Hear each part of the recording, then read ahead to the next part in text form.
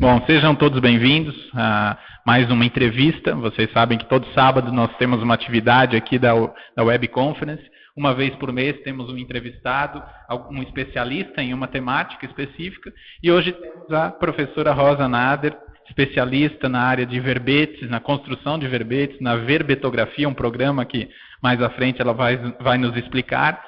E vamos bater um papo aqui, né, Rosa? Descontraído, entender um pouco mais sobre você, sobre a verbetografia, quem está nos assistindo, como faz para escrever um verbete. Esse é o maior desafio. Quem está presencialmente aí participando, presencialmente online participando, poderá tirar as dúvidas também. Vocês sabem que é uma ferramenta interativa, então, à medida que vocês têm dúvida, vocês podem fazer, que eu trago as dúvidas aqui para a nossa discussão. E quem deseja passar para um colega que não pôde assistir, depois pode baixar o conteúdo no site da Apex. Nós colocamos depois aí a informação, como faz para baixar, mas fiquem bem à vontade.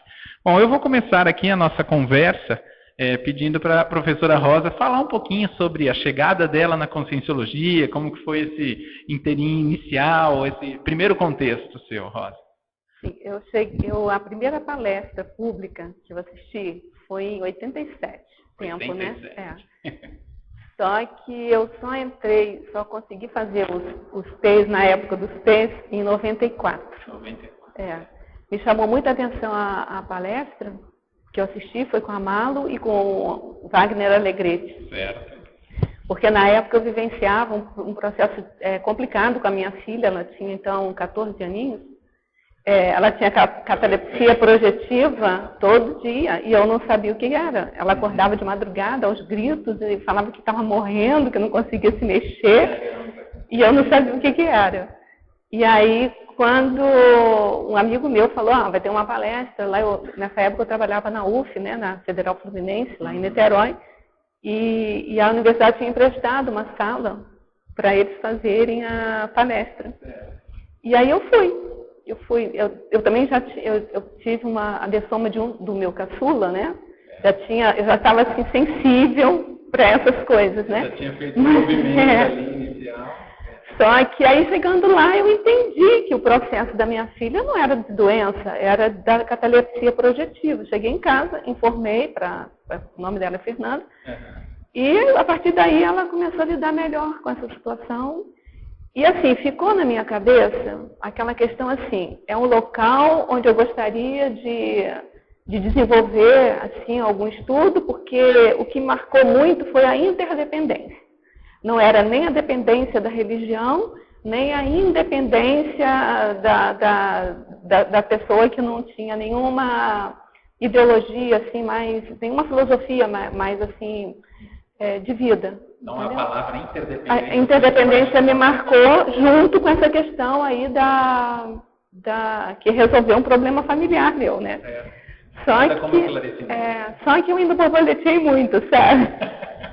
Eu fui para o espiritismo, entrei na Rosa Cruz, mas não ficava em lugar nenhum. Por quê? Porque eu tinha saído da religião católica e eu tinha, em função até da adessoma do meu filho e tal, eu fui tomada, assim, de uma consciência política muito grande. E aí eu me meti em processos de sindicalismo, né? Eu era professora da universidade, foram as grandes greves da época, então eu comecei a trabalhar naquele meio.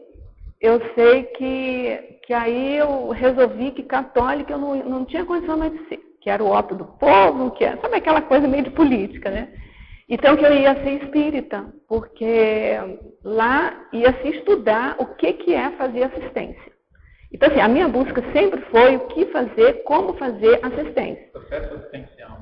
Aí cheguei lá e eu vi que era uma religião como outra qualquer, porque além da Bíblia do Cristo, ainda tinha a Bíblia do Kardec. Eu falei assim, não é aqui, ainda assim fiquei 3 anos lá. Cheguei da paz, fiz outra coisa também. Nesse movimento meu, assim, né, de autoconscientização política, essa coisa da autoridade, né, do poder, eu não estava querendo muito usar isso. E quando você dá um passe para uma pessoa, eu me lembro, assim, eu me vestia de branco, né? Aqui também eu me visto de branco, mas lá, assim, eu não tinha um contexto diferente. E aí ficava assim, uma fila meio, igual a NPS, assim, de pessoas esperando para entrarem num quarto, assim, com 20, 30 lugares. Aí eu me colocava em pé e dava o passo para a pessoa, depois a pessoa saía, entrava outra. E eu falei assim, não, isso está errado, isso é relação, contexto do poder e tal. E na palestra, essa que eu fui, eu consegui vislumbrar aí a questão da TENEPS. Você ficava sozinha no escuro, sozinha no quarto, sem ninguém nem saber o que você está fazendo. Você, não, é isso que eu quero. Essa assistência. Só que foi isso até que uma das causas que me motivou a vir para Foz do Iguaçu. É mesmo. Fala um pouquinho então dessa agenda, né? Então, aos 50 anos de idade, eu me vi assim uma inversora. Por quê? Eu tinha me separado de um casamento de 28 anos de casada, já tinha me separado, e meus 2 filhos estavam morando na Europa, então não tinha ligação. A minha mãe, eu tinha mãe, mas eu tenho 7 irmãos, então não tinha nada que me amarrasse, né? E eu já tinha, então, possibilidade aposentada, né, de fazer assim, livre-arbítrio, né? Estava no meu livre-arbítrio. E aí eu vim passar meu aniversário de 50 anos aqui em Foz do Iguaçu. E uma pessoa, sem morar, eu vim passar, eu disse, não, vou me dar de presente. Aí nesses dias aí que eu passei aqui, eu tive a possibilidade de participar lá o professor Valdo tinha recém-chegado, isso foi em 2001, março de 2001. Ele tinha chegado aqui em 2000, né? Então estava começando ainda o holociclo e tal, né? E aí eu me interessei por aquele trabalho, e mais do que isso, eu vislumbrei a possibilidade de, nessa vida intrafísica, eu consegui observar, estudar um desperto mais de perto, porque aí eu ia aprender a fazer assistência, e eu sabia que eu tinha um mental soma, apesar de ter feito até doutorado em matemática, eu tinha um mental soma bloqueado para as questões da conscienciologia. Eu não sabia escrever nenhum artigo, nada, eu nunca tinha escrito nada em conscienciologia. Isso é bom para todo mundo que está assistindo e falar, poxa... E aí eu pensei assim, gente, aí um amigo comum, né, que estava aqui na época, falou assim, por que você não vem morar aqui? Eu falei assim, não posso morar aqui, agora que eu estou montando meu apartamento lá. Mas aí aquela pergunta ficou ecoando para mim.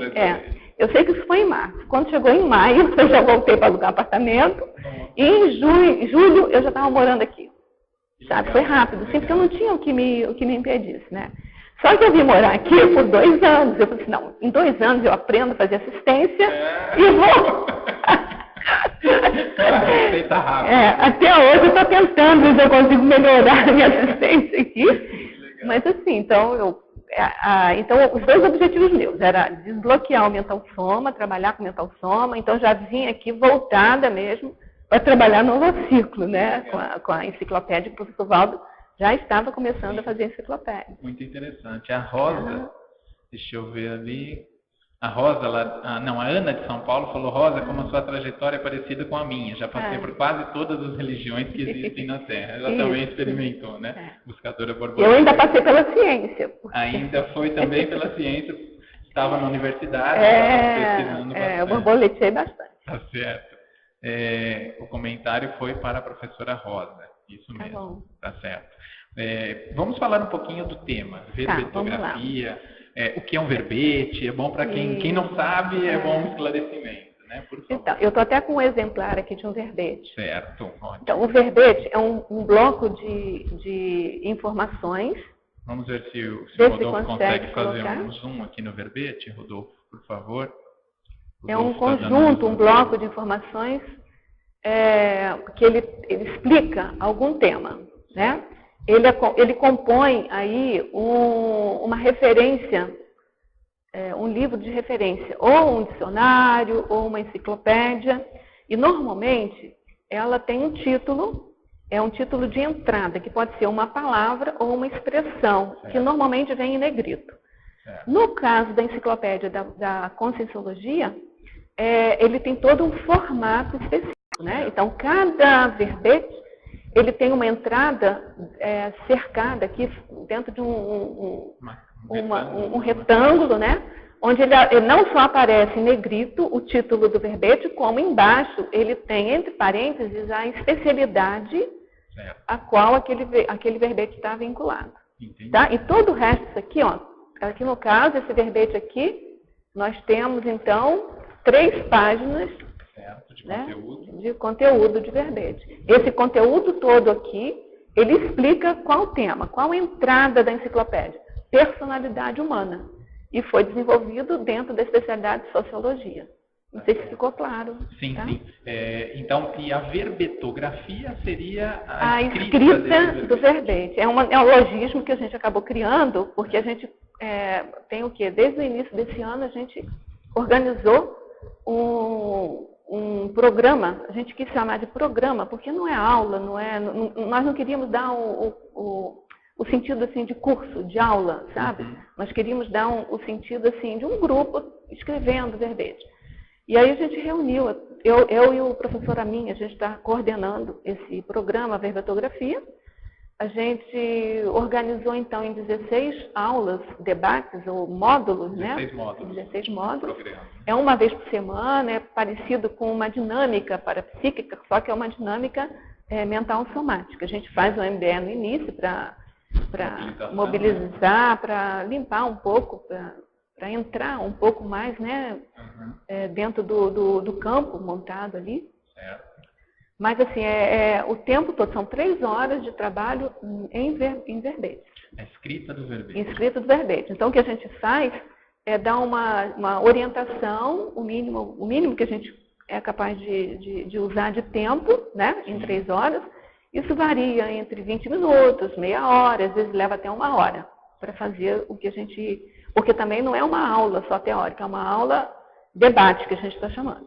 Aí depois o tempo é mais para os participantes, como a gente chama, fazerem a escrita dos próprios verbetes e a gente fica circulando. É um grupo grande de Tem de tempo pessoas, de produção mesmo, prática. E aí no final, se eles acharem conveniente, a gente discute a produção deles, né? Ótimo. Então, por exemplo, eles constroem um binômio. Aí a gente vai discutir se aquele binômio faz sentido, se aquele binômio está dentro do tema dele, se é binômio mesmo, se pode ser classificado como uma interação, sabe? Se pode ser qualificado, né, como uma interação, ou talvez um antagonismo, enfim, ou um crescendo. Então a gente discute em grupo.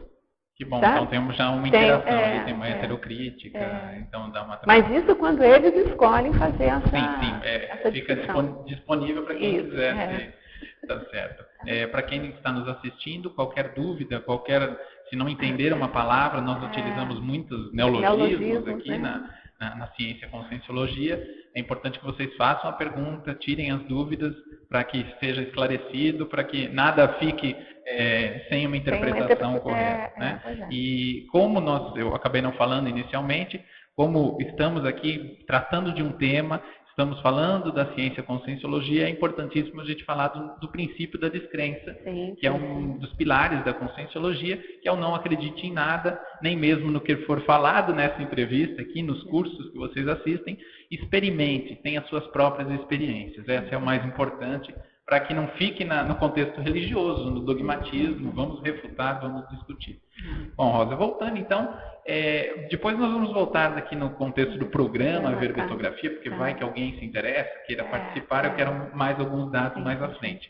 Mas, que verbete? O que lhe interessou ali do verbete? Você falou que veio aqui, chamou a atenção, a produção. Assim, foi passo a passo, até eu chegar no verbete. Na verdade, quando eu cheguei aqui em 2001, o professor fazia alguns verbetes já. Me lembro que ele fez o verbete bebê e apresentou, o verbete bebê e apresentou.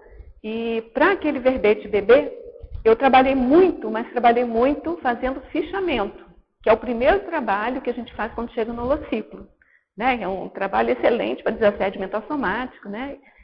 Então, assim, eu trabalhava muito, e era uma época que o professor Valdo ficava lá no holociclo até às vezes 8, 9 horas da noite. Eu ficava junto, porque eu vim aqui só para isso, né? Foi seu motivo. E aí eu me lembro que quando ele foi dar o curso do verbete bebê, ele ia fazer o enumerograma do verbete bebê, era casamento do meu filho, e eu tinha que ir no casamento do meu filho. E eu falei assim, olha, professor Walter, me desculpa, eu não vou poder assistir. Eu fui pedir desculpas a ele por não assistir. Aí ele me respondeu assim, tadinha, trabalhou tanto. E não vai ver. Eu falei assim, não, professor, mas esse é o primeiro curso, eu vou vir em muitos outros cursos aqui. Eu fui pedir desculpas a ele por não ver ele. Muito engraçado. Aí foi de fato, né? Mas aí ele parou um tempo para fazer o Homo sapiens reurbanizados. Quer dizer, não parou, ele continuou, mas assim, a prioridade dele, ao invés de ser verbete, passou a ser o Homo sapiens reurbanizados. Aí nessa época eu fazia algumas pesquisas, que ele assim, nessa época foi uma época de ouro para a gente, sabe? Que ele dava muito trabalho para a gente, trabalhos pequenininhos assim para a gente. Então quem estava aqui aproveitou demais. Então assim, ele pedia para você pesquisar sobre um assunto específico, pedia para você fazer uma definição, e às vezes ele aproveitava no livro, sabe? Só a gente ficava sabendo depois que o livro saiu publicado, mas a gente vai contribuir com essa frase aqui. Então assim, no Homo sapiens reurbanizados eu trabalhei assim, é claro, tudo reverteu a meu favor, né? Mas muitíssimo, assim, eu diria que o foco foi mais no fichamento. E eu fiz, assim, inúmeras reciclagens com isso, sabe? Porque nada por acaso, então eu pegava alguns blocos de fazer fichamento e eram Homo sapiens reurbanizados. Eu tenho família, eu perdi um filho. Então, assim, mas professor Walter, o que isso tem a ver com reurbanização?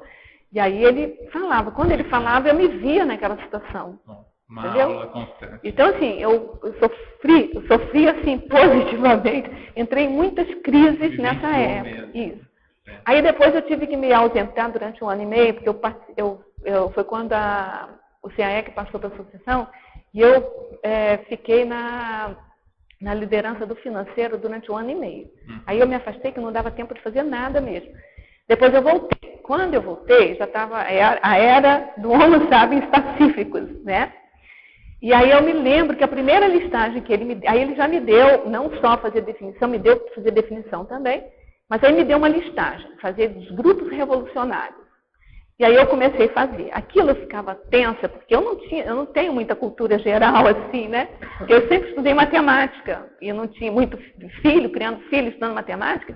Eu não estudava muito, eu não tenho muita cultura geral. Eu estou procurando ter cultura geral. Mas, enfim, e aí eu comecei a estudar, fazer 100 grupos revolucionários, né? E logo no início, assim, eu pensei, poxa, mas o que tem a ver isso comigo? Nada, né? Aí eu ainda pensei assim, poxa vida, lá no financeiro, pelo menos, eu tinha tido experiência de isca consciente. A minha primeira experiência de isca consciente foi no financeiro. Primeira e rara, né? Experiência, assim, consciente, assim, daquela... sem deixar dúvida, sabe? E eu pensei assim, puxa vida, eu podia estar lá no financeiro, que lá pelo menos eu tinha alguma experiência para psiquiatra. Aí daqui a pouco eu parei assim, não, gente, vamos ver o que isso tem a ver comigo. Quando eu abri para perceber o que aquilo tinha a ver comigo, aí pronto, eu comecei a fazer reciclagem em cima de reciclagem, fiz retrocognições, entendeu? Me vi naquela situação, em algumas situações, a identificação com alguns grupos revolucionários. E aí eu comecei até a ver nessa vida mesmo, né, meu movimento sindical. Eu não fui da Revolução, porque nessa época eu estava no interior ainda. Mas assim, mas eu fui para o sindicato naquela filosofia firme, sabe? De ensino gratuito, saúde, ensino e educação, saúde e energia, que a gente colocava energia, assim, gratuito para todo mundo. Aquela luta um pouco socialista, um pouco não, bastante socialista, né? Então, assim, eu me vi em alguns movimentos, sabe? E você fez uma retomada, né? Aí eu fiz uma retomada, isso. E aí, assim, e também do ponto de vista intelectual foi importante para mim. Por quê?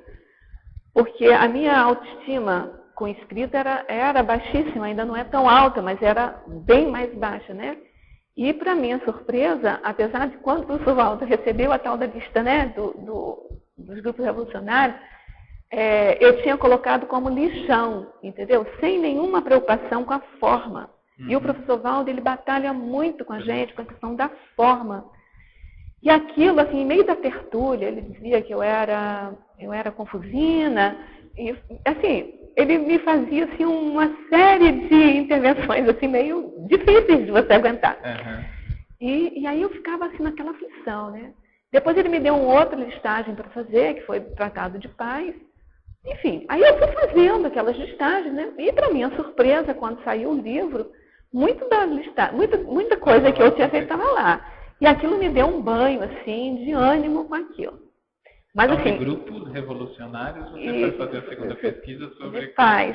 Só que eu achava que o Tratado de Paz era mais tranquilo, e não era. Porque eu fiquei até certo ponto mais indignada, porque eles faziam um Tratado de Paz já prevendo revolução para fazer de novo, entendeu? E aí eu fiquei mais desanimada. Mas, enfim, aí eu acabei chegando na verbetografia como? Que aí ele, à medida em que ele parou, que ele acabou, que ele lançou o Reurbanizados e os Pacíficos, e aí ele se dedicou prioritariamente para a enciclopédia, né? E aí, com isso, ele começou a gente começou a fazer listagens, assim, por exemplo, ele ia fazer um verbete, vamos supor assim, personalidade humana. Ele dizia, procura tudo que você achar sobre personalidade. Tipo listagens assim. Mas um belo dia, isso foi em 2007, ele chegou e distribuiu 100 verbetes, em média, 100 verbetes, para 5 pessoas. Eu era uma dessas 5.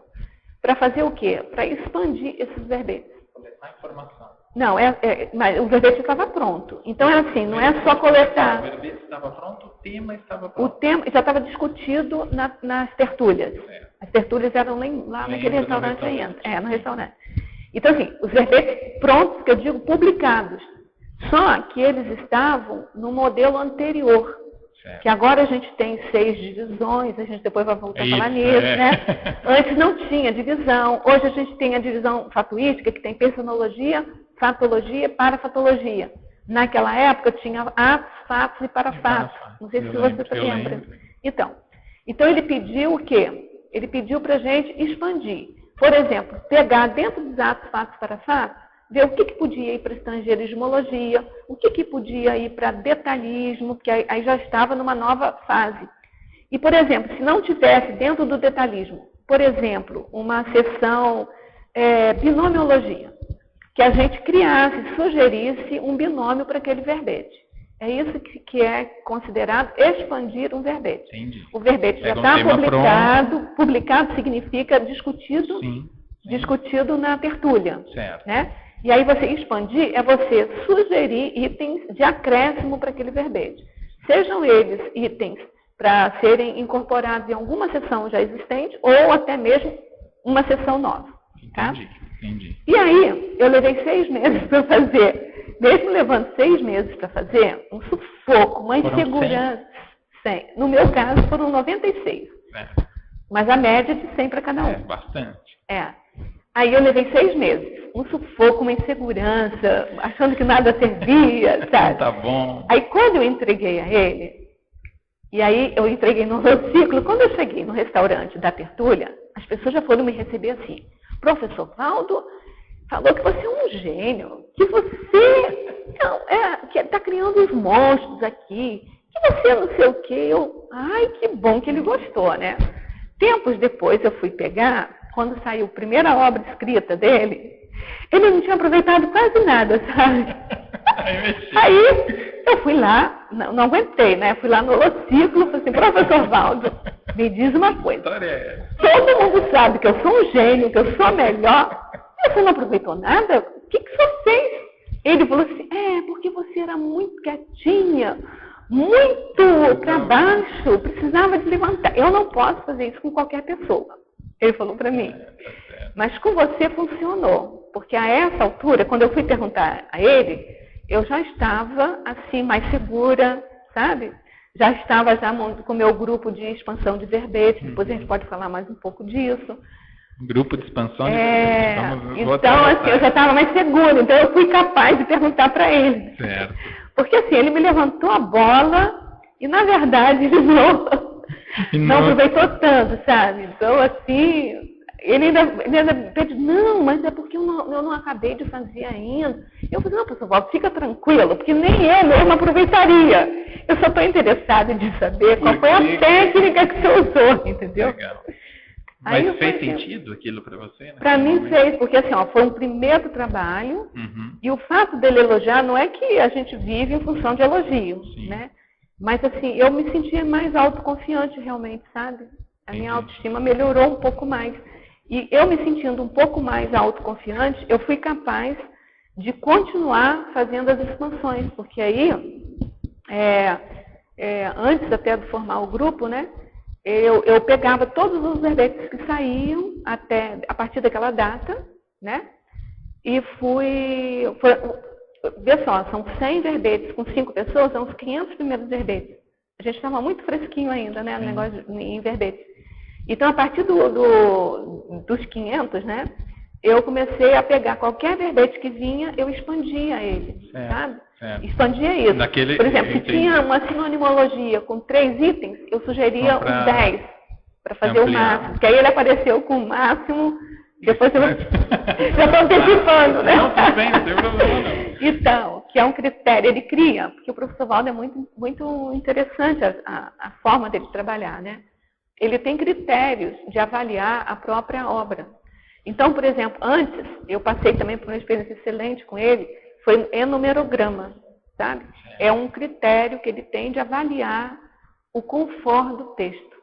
E conteúdo e forma do texto. Como funciona esse enumerograma? Então, assim, o enumerograma é assim, você pega um texto qualquer, não verbete, não necessariamente verbete, um texto qualquer. Claro, esse enumerograma, ele foi construído em cima do estilo enumerativo do professor Valdo, tá? Então, ele funciona melhor para o professor Valdo. Você pode criar um enumerograma para você, né? Um textograma, vamos chamar assim. Tá. Mas, assim, então, para o professor Valdo é assim, você tem uma listagem de itens que você tem que olhar se naquele texto aparecem ou não aqueles itens. Então, por exemplo, vai de itens significativos, assim, de conteúdo, até itens, assim, mais de forma. Por exemplo, quantos parênteses tem naquele texto? É uma questão só de forma, mas não é só forma. Porque quando você está lendo um texto que abre um parênteses e coloca alguma coisa ali, é conteúdo que ressalta dentro daquele parênteses, né? Então, vale a pena contar quantos parênteses tem. Aspas, itálicos. Isso tudo faz parte do enumerograma. Aí, por outro lado, conteúdo seriam assim, ó, quantos sinonímias você tem. Então, dentro da seção lá, me faltou aqui, sinonimologia, você vai ver cada acepção tem um número, né? Então, quantas acepções tem? Aí você conta quantas acepções tem. Isso conta a favor. Tem uma definição própria do numerograma, que faz parte do estilo enumerativo, que é assim, é uma ideia por linha. Não sei se você já ouviu falar isso. Uma ideia por linha. Não sabia, não. É assim, se você pegar os 700 experimentos, eu não vou lembrar agora a página, tem lá o estilo enumerativo da numerologia. É você apresentar uma ideia por linha. Então, quando eu conhecia a Conscienciologia, eu abria os 700 experimentos e ficava assim, nessa linha, o que tem de ideia? E ficava, gente, eu não consigo descobrir. Nessa outra linha, o que é?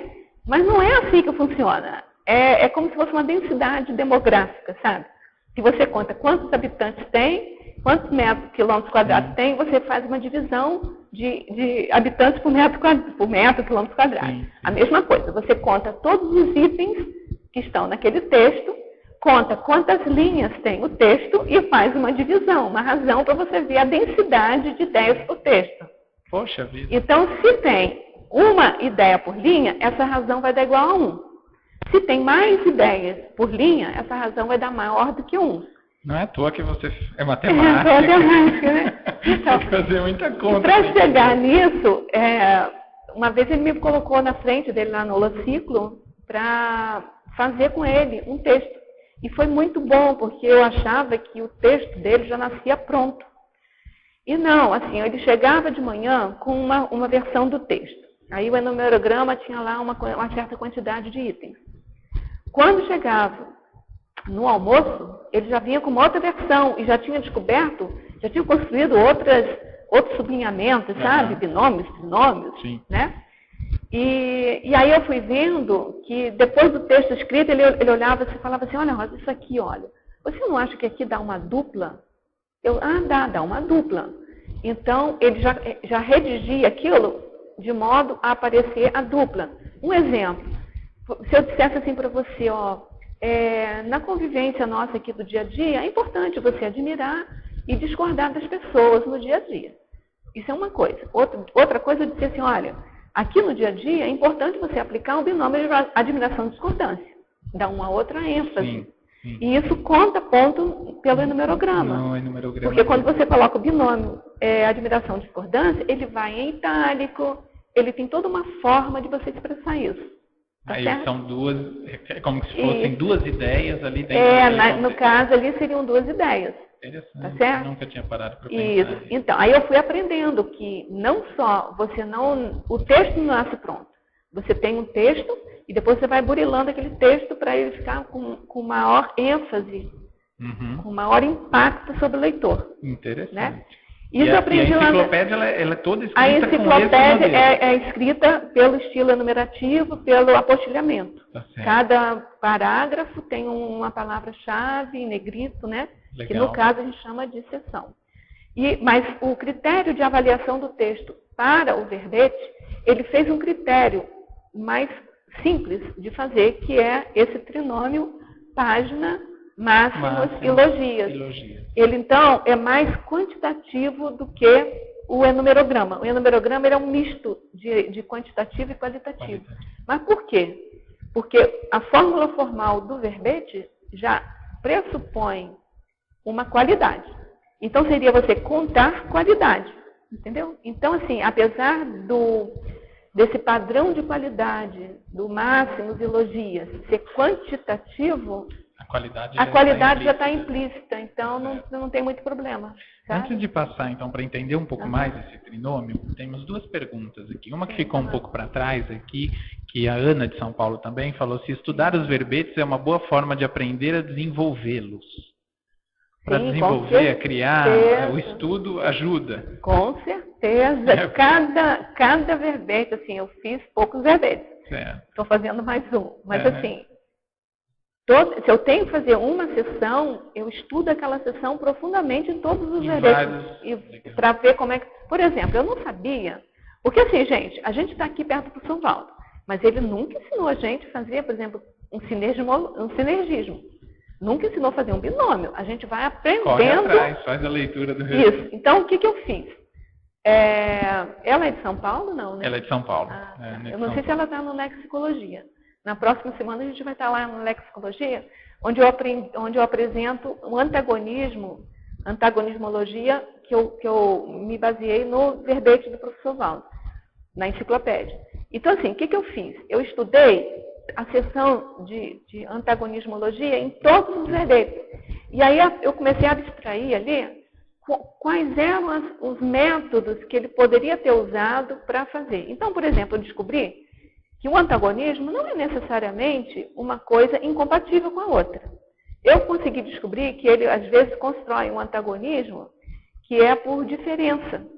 Tá? E outra coisa, aquele antagonismo que ele constrói para um determinado verbete pode aparecer em outro verbete como um binômio. Certo. Então, por exemplo, tares e tacon.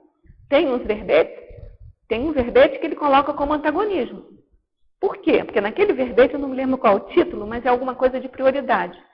Então, assim, ele quis dizer que a tares é prioritária em relação a tacon. Então, em relação à prioridade, é antagônico. Um é prioritário mais do que o outro. Então, já em outros verbetes, se for em assistência, né? Eu acho que assistência de alto nível é alguma coisa que é antagônico, porque se você quer fazer assistência, você tem que botar tares na frente. Mas tem muitos outros verbetes que aparecem como binômio, porque, a rigor, tares e tacon são indissociáveis. A rigor. Sim, né? Sim. Então, você sempre faz uma taconzinha na tares e sempre faz uma tares na tacon. Então, é indissociável. Então, assim, quando ele coloca antagonismo tacon-tares, é porque ele quer chamar a atenção de uma diferença, de uma prioridade, não necessariamente de um antagonismo. E você só pega isso estudando? Só estudando, eu só fui descobrir isso. Então, assim, essas categorias que eu descobri não são as categorias. foram as categorias que eu descobri, né? entendeu? Que eu criei. Tá legal. Então, Ana, aí tem uma oportunidade. É um curso Lexicologia, está no segundo módulo. Eu não sei se eles estão abrindo para o segundo módulo, não sei. É no IPC São Paulo que ela pode pegar informações? Depois eu vou pedir para o pessoal do suporte, então, colocar na tela aí o endereço, o e-mail do IPC São Paulo para que a Ana entre em contato caso não tenha. O suporte aqui já está fazendo perguntas. Como funciona as sessões e logias? O que determina a quantidade de cada um? Podemos entrar então para entender um pouco o trinômio que você comentou, que a gente falou, páginas máximas e logias. Eu vou dar uma geral, então, na elaboração do verbete como um todo. Ótimo. Né? Para a gente poder entender melhor. Importante. Então, se o suporte puder fazer um zoom ali. O ideal é a pessoa estudar. Assim, se a pessoa pergunta assim, tem algum modelo, alguma fórmula, algum ponto de partida para escrever o verbete? A gente diria o verbete, que o professor Valdo escreveu. Existe um verbete. Existe o verbete, onde tem todas as sessões possíveis dentro do verbete. Legal. Então, são 70 sessões que ele coloca lá e divididas em seis divisões. Seis divisões. São grupos de sessão. Certo. Sessões, né? O que são as sessões? As sessões, eu não sei se dá para enxergar aqui. Vamos ver. Cada um desses parágrafos aqui, olha, que são inicializados com a palavra em negrito, que a gente chama de subtítulo, né? Então, cada uma desses parágrafos são sessões. São 6 sessões por verbete ou não? Não são. Não. Ao todo, o número total de sessões no verbete podem chegar até 70. Varia muito. Porque varia muito. Certo. Mas a gente tem essa distribuição em 6 divisões, que são a primeira, que é a conformática. O que essa conformática faz? Ela pega o título, a especialidade, e vai dar vida àquele título e àquela especialidade, aquele título. Certo. Vai dar uma concepção para aquele título, né? Que está nascendo ali naquele momento. Então, o que faz parte dessa divisão? Quais são as seções? É a definição, né? A definologia, a tematologia, que aí vai dar o veio, se ele vai colocar mais positivo, mais negativo, ou se vai manter neutro. Certo. Se for positivo, ele vai dizer que é homeostático. Se for negativo, ele vai dizer que é nosográfico. E neutro é neutro mesmo. Aí vai trazer a etimologia do título. O título pode ser uma palavra ou uma expressão. Vai trazer a sinonimologia, que são outras formas de significado. São sinônimos que a gente aprendeu na escola, né? Sim. São outras expressões ou palavras que podem substituir aquele título. Certo. Né? Ou substituir, ou dar a entender aquele título. Facilita muito, né? A leitura do sinônimo, ele ajuda. A neologia, que a gente vai ver que essa neologia, ela é casada com a exemplologia, que vai estar lá na frente. Aí tem o estrangeirismo, a seção estrangeirismologia, que é uma seção onde você coloca estrangeirismo para poder possibilitar outras pessoas de outras línguas a entenderem melhor.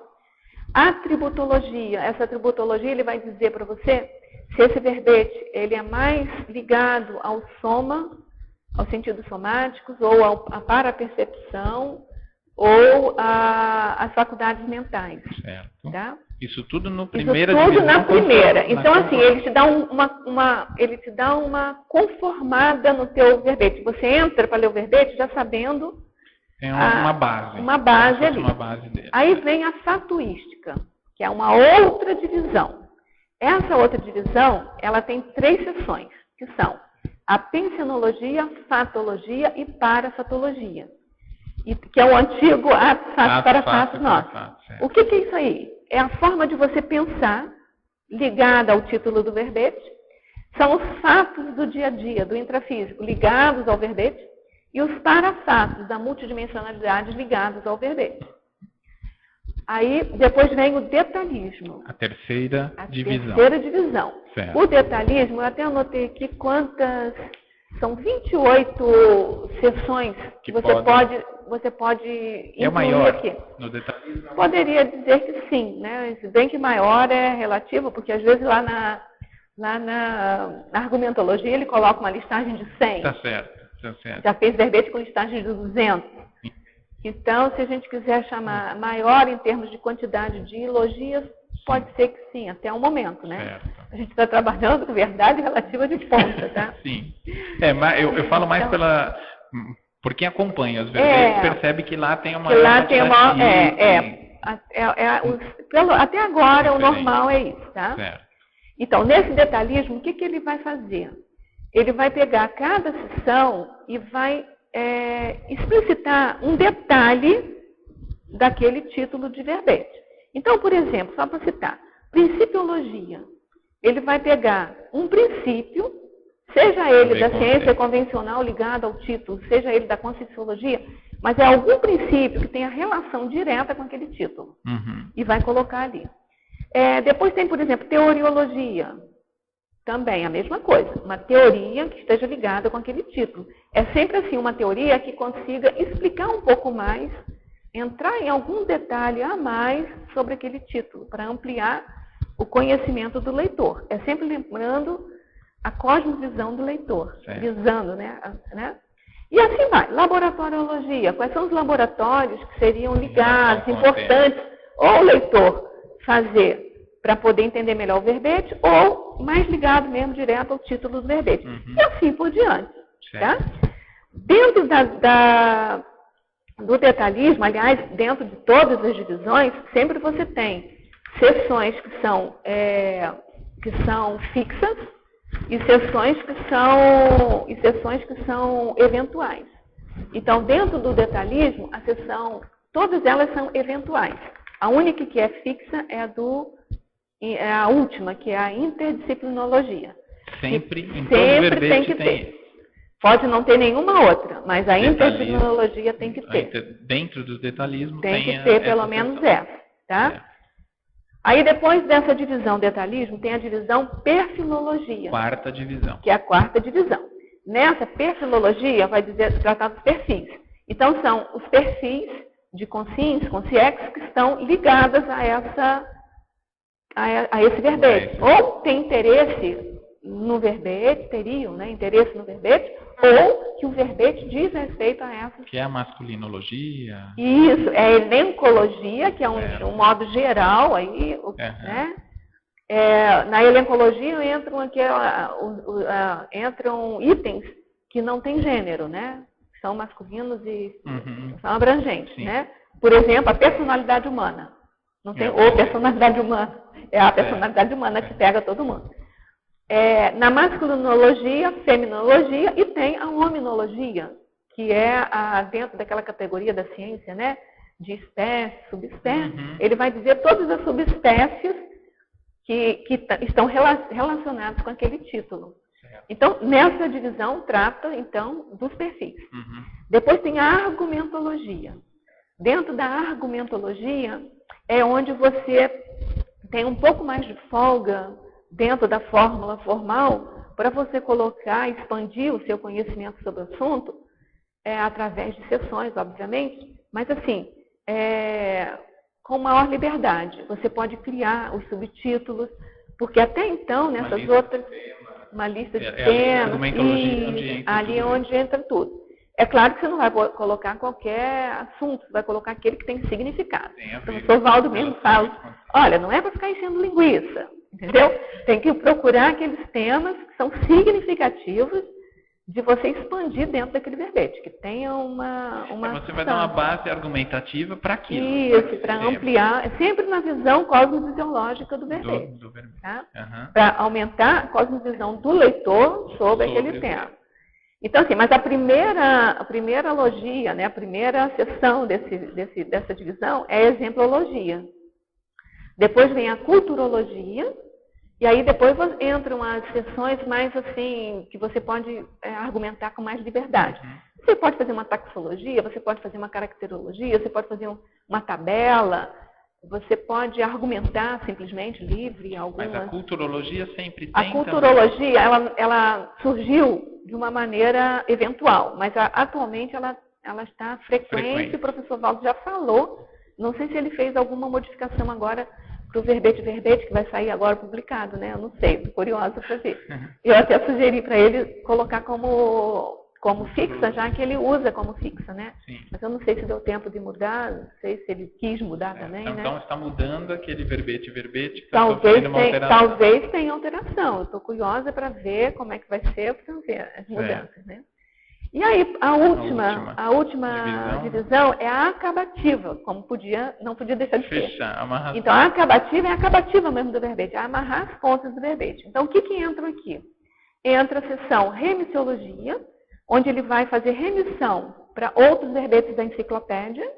Então, assim, ele vai indicar para o leitor quais são os outros verbetes da enciclopédia que ele pode ler para ter maior conhecimento e ampliar mais do conhecimento dele sobre aquele tema. Tem a ver com a técnica da circularidade que ele Tem também. A técnica da circularidade, ele perpassa todo o verbete. Entendeu? Então, você, por exemplo, você vai ver na definição coisas que você vai poder expandir lá, repetir de certa forma, não repetir literal, mas repetir de certa forma dentro do detalhismo. De um jeito um pouquinho diferente, mas você... Isso. Ele vai perpassa a técnica da circularidade, não só dentro do intraverbete, como interverbete. Tá? Mas com certeza, assim, é aquela que tem a vocação para ser circular, é a remissologia. Então, só voltando, uma das divisões é na argumentologia que vem a exemplologia? É na argumentologia. Legal. Tá? Entendi. Então, essa é a divisão as 6 divisões de um verbete. Isso. Porque toda vez que quem está assistindo, quem assiste uma tertúlia, fala logo no começo, né? São tantas máximas, são tantas logias, o que é isso? Então, é assim, ó, é o padrão de qualidade dele de verbete. Tem que ter, no mínimo, 3 páginas. No mínimo. No mínimo. E tem que ter, no mínimo, 10 logias. Antes eram 7 logias, agora a gente está colocando para 10 logias. E no mínimo 25, eu vou falar. E no mínimo, quer dizer, na verdade não são, são menos logias. A gente que está colocando agora impondo mais 10. O padrão de qualidade está elevando, né? Na verdade, sabe que eu nem me lembro muito bem, acho que são 5 logias, eu acho, mas é muito pouco. Não tem mais sentido fazer 5 logias, são 5 logias mesmo. E a gente agora está impondo que a gente tem um grupo de expansão de verbetes, a gente está colocando 10 no mínimo. A gente criou um critério adicional. E a logia são 25 logias, que também mínimo, que são muito poucas. Então, assim, o que são logias? As logias são as seções do verbete que terminam com o sufixo logia. Então, por exemplo, vou ler algumas aqui. Definologia, tematologia, etimologia, sinonimologia, neologia, antonimologia, estrangeirismologia, atributologia. Só aí tem 8 logias. Na outra, pensenologia, fatologia, parafatologia, mais 3 logias. E assim por diante. Então, são os subtítulos em negrito, é aquela palavra em negrito que começa cada seção, cada parágrafo. Ou também pode contar... pode contar, quando você tem uma listagem, aqueles itens que estão dentro da listagem e que tem terminação logia também. E dentro da remissologia, os verbetes que têm logia. Mas prestando atenção que é assim, ó, por exemplo, evoluciologia, contaria. Mas se eu colocasse evoluciologia continuada, já não contaria. Entendi. Tem que ser só a logia. Tema específico. Isso. Então você vai contando a logia. Outra coisa que não conta são as divisões que terminam com logia. Isso você não conta, porque divisão tem em todo o verbete. Já é. Que é, por exemplo, quais são as divisões que terminam com logia? A perfilologia e a argumentologia. Essas duas não entram. Entendi. Tá? E o mais... Só um parênteses. Essa análise que ele faz logo de começo...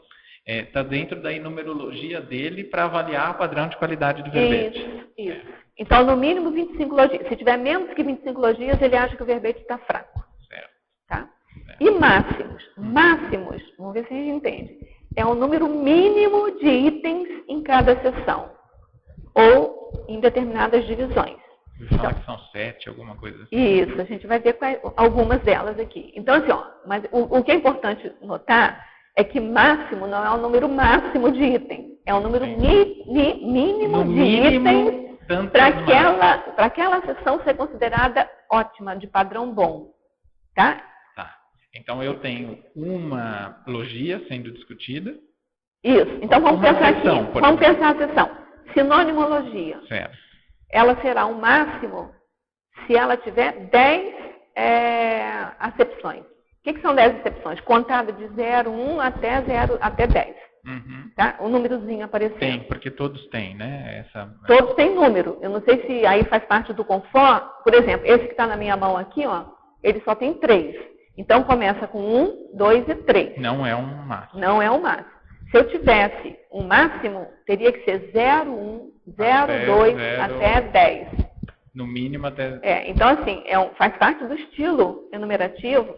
Qualquer enumeração numerada que passe que atinja 10 ou mais itens, os números têm que ser com 2 dígitos. Entendeu? Entendi. Isso é importantíssimo dentro da...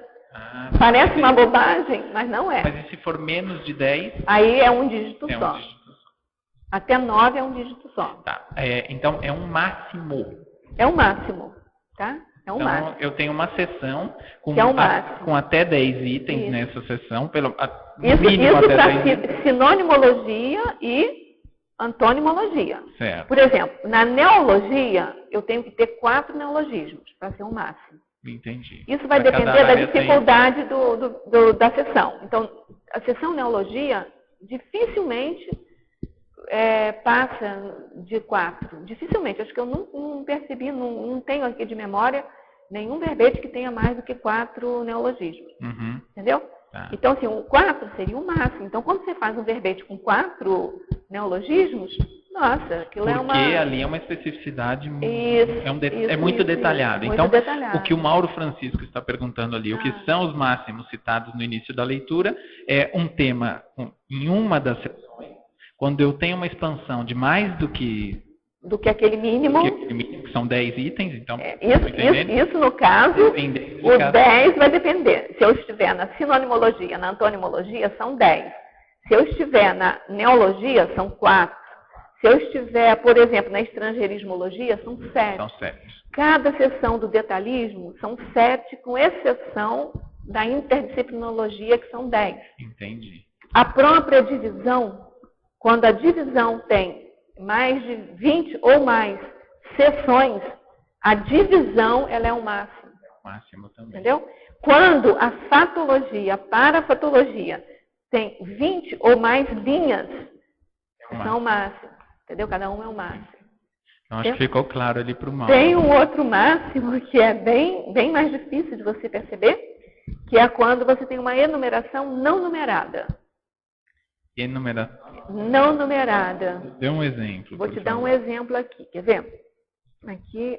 Aqui dentro da etimologia desse verbete aqui, está dizendo assim, ó, o termo humano procede também do idioma latim humanus, aí, entre aspas, humano, próprio do homem, que convém à humanidade, afetuoso, bondoso, civilizado, instruído nas humanidades. Não tem numeração. Não tem numeração, mas é uma enumeração não numerada. E nesse caso aqui tem 7. Se tiver 7 ou mais, é um máximo também. Às vezes, dentro da etimologia, ela tem 2, 3 máximos. Tá?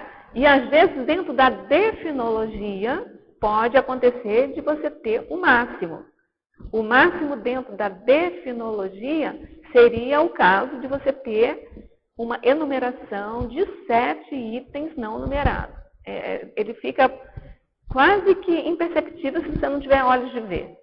Então, deixa eu voltar para eu verificar assim. Eu tenho um verbete aqui, olha que o verbete fato orientador do fato orientador, certo. Ele explica, ele dá a tabela dos máximos. Então, a pessoa interessada é isso que eu ia lhe perguntar. Pode pegar o verbete fato orientador. Que tem tudo isso. Não sei se tem todos, porque é verdade relativa de ponta, tá? Cada momento ele cria mais. Mas pelo menos tem uma base. Mas tem a base, o grosso está ali. Então, para que um verbete seja considerado um verbete com conteúdo, estamos falando acima de 25 logias, acima de 5 máximos para o professor Valdo e 3 páginas. Certo. Tá? Abaixo disso, ele está fora do padrão dele. Entendi. Isso é fundamental para quem deseja escrever um verbete, tem que ter essas regras. Não, ele não aceita. Quem não estiver dentro desse padrão, não adianta. Não adianta chegar com um verbete que não passa. Eu vou voltar ali 2 perguntas da Ana de São Paulo também. O fato de uma pessoa desenvolver um verbete e não apenas estudá-lo, amplia em que nível a compreensão da pessoa? Olha, e ela continua a compreensão da pessoa acerca do assunto do verbete. É meio ambíguo aí, porque pode ser do próprio verbete ou do outro, né? Isso. Eu acho que pode ser as duas coisas, no caso, eu vou responder para os dois. Assim. Eu vou dizer por mim e por algumas pessoas que deram assim um certo feedback do programa Verbetografia. Assim, pessoas que disseram assim, olha, eu posso nem escrever meu verbete, mas eu aprendi a estudar o verbete e aprendi a ler o verbete. Exato. Tinham pessoas que chegavam no detalhismo, não conseguiam ler o detalhismo. Pulavam o detalhismo, que achavam aquilo, não entendiam nada daquilo. Então, na medida em que você se dedica, você começa a ver sentido naquela fórmula formal. Né? Então, você começa a valorizar cada detalhinho do próprio verbete. E aí tem uma coisa até da ciência convencional, lá, antigo, né? Só aprende a fazer fazendo, entendeu? Então, você vai fazendo, e à medida que você vai fazendo, você não só aprende a fazer, como você aprende a ler o seu próprio verbete e o verbete do professor Valdo. Você vai conseguir ver as nuances. Por exemplo, uma coisa que eu aprendi, não só fazendo, mas principalmente porque eu tive que estudar muito para dar um certo suporte lá no programa Verbetografia. E aí a gente vai perguntando também as nossas dúvidas, que é uma boa pessoa para a gente perguntar quem é o autor da enciclopédia, né? Qual é a lógica, por exemplo, dentro do detalhismo? Por que ele coloca a sinergismologia primeiro? E aí eu comecei a estudar isso, né? Então, se você começar a observar daqui para frente, você pode observar que ele pega dentro daquele tema do verbete que ele está desenvolvendo, quais são os itens ou qual é o sinergismo que vai ser importante para a pessoa ou desenvolver aquele tema dentro dela, ou até mesmo entender aquele tema, ou quais são os atributos da pessoa para desenvolver aquele tema. E mais, o sinergismo tem que ser alguma coisa que faz um boom, né? Que faz que amplia. Então, você junta 2 itens, por exemplo, o resultado tem que ser muito maior. Com aquilo, você lê o sinergismo, aí você vai vendo que cada item a seguir, cada seção a seguir, ela vai ampliando aquele sinergismo. Aí você só vai entender isso na hora que você vai fazer o seu. Você vai pensar assim, eu estou desenvolvendo o meu verbete. Qual é o sinergismo que eu vou colocar aqui? Entendeu? O que é significado? Porque esse é um outro nó de elaborar um verbete. Você tem que manter o foco. Você tem que ser específico, você tem que agregar valor àquele verbete específico.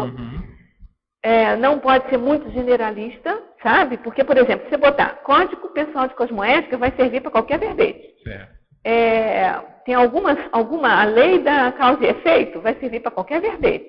Mas você tem que saber se aquele verbete, se você amplia aquele assunto daquele verbete com essa lei, com esse princípio, com esse código, se não existe um outro código melhor, entendeu? É bem aprofundado, né? Você tem que ao mesmo tempo que você tem que manter o foco, você tem que abrir para uma visão cosmofisiológica. Você tem que abrir pelo detalhismo. Expandir um tanto, mas mantendo o foco. Do foco específico. Entendi. Então, assim, você não pode ter preguiça de pesquisar. Com isso, você aprende, pelo menos, a ter paciência pesquisística. Entendeu? Sim. Então, assim, porque é um aprofundamento. E aí, com isso, você vai perceber. Se você quer fazer um verbete assim, de qualidade, você, por exemplo, montar um binômio, montar um trinômio, montar um sinergismo, você tem que estudar muito, profundamente aquele tema. Entendeu? Entendi. Para você ter uma... Agora, Rosa, eu já vou entrar, tem 2 perguntas aqui do suporte. Para aquela pessoa que pega o verbete, porque logo que você pega o verbete no primeiro momento, você falou, né? Provavelmente quem escreve um verbete, quem está no movimento de escrever ou estudando ali na verbetologia, verbetografia, né? Deve ser muito, muito mais fácil, ou o entendimento amplia do que quem chega no primeiro momento fazer a leitura do verbete, né? O professor Valdo mesmo dá algumas dicas, né? Como que eu leio um verbete? Uma maneira assim, é um aperitivo, né? Isso, para aquele que chega ali eu vou trazer um visitante aqui e eu preciso mostrar para ele o que é um